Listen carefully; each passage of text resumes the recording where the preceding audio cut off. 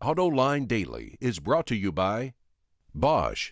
The number of clean diesel models in North America will double by 2014. Bosch Clean Diesel. Good, clean, fun. Bridgestone. Your journey, our passion. And by Dow Automotive Systems. Improving durability and increasing design flexibility with Betamate structural adhesives at dowbetamate.com. This is Autoline Daily for February 8th, and here's what's going on out there. General Motors is going to announce a big loss in the fourth quarter in Europe, according to the Wall Street Journal. GM has lost $14 billion on its European operations since 1999. That's why GM has assigned a new management team to turn Opel around. And here's my Autoline insight. Whenever new management steps in, it always throws every possible problem onto the books to get that behind them. They can always blame their predecessors for those problems, but you only get to do that once, so here's their chance. Plus, GM needs to convince German unions and politicians that drastic measures are necessary, and anything that can make the problem look as dire as possible is what they're going to do.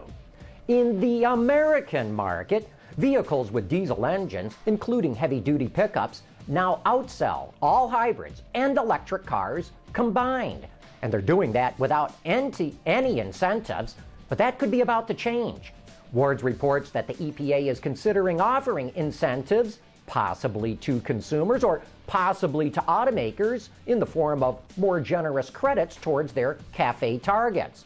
Currently, future CAFE regulations are heavily biased in favor of hybrids and electrics.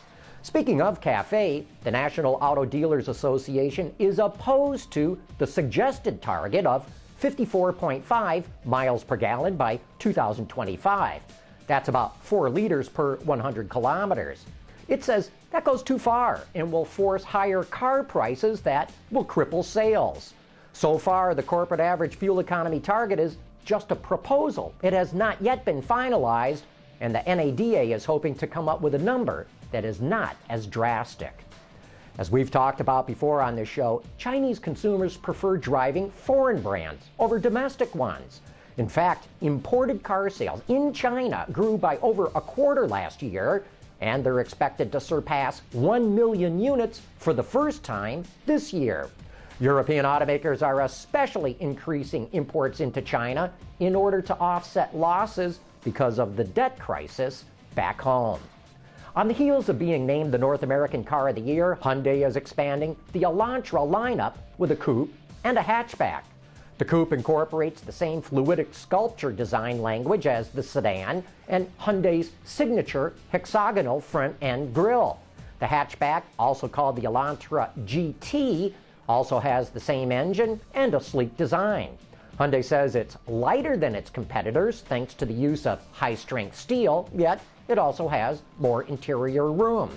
The coupe is scheduled to go on sale this spring, while the hatchback will be available in the summer. Coming up next, it's time for You Said It. Clean diesel models in North America will double by 2014. Why? Higher take rates, lower cost of ownership, longer range and better fuel mileage, lower CO2 emissions. Clean diesel, good, economical, functional. Bosch, invented for life. And now it's time for some of your feedback. Army Dre 13 saw a couple of our recent reports on Mazda, including its latest profit and sales numbers. So, he says, yesterday Mazda sales were up 68.2%, but today their revenue is down 17%? Not sure I follow the math on that one. Army Dre 13, the sales numbers were just for last month and only in the American market. The profit numbers reflect Mazda's global operations for all of last year, including the impact of the massive earthquake and the flooding in Thailand.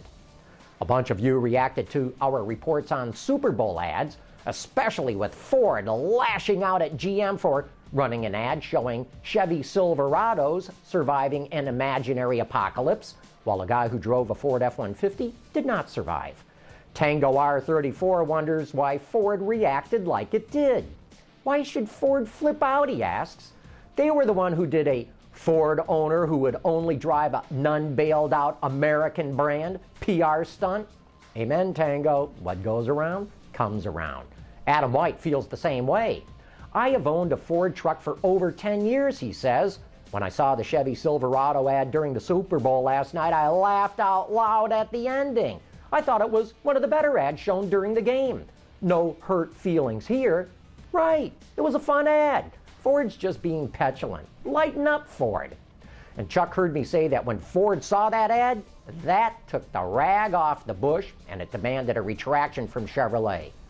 Took the rag off the bush, he asks? Where in the world did that one come from? Chuck, I am so glad you asked. It's an American idiom that went out of use over a century ago. It's something that I've never found the chance to use before, so I used it. I ran across it years ago reading Western novels by Louis L'Amour. It's very hard to track the origins of it, but it goes back to the Old West, and it's kind of the equivalent of slapping somebody with a glove. It reflects both an insult and a challenge. 012345 also weighed in on the ads.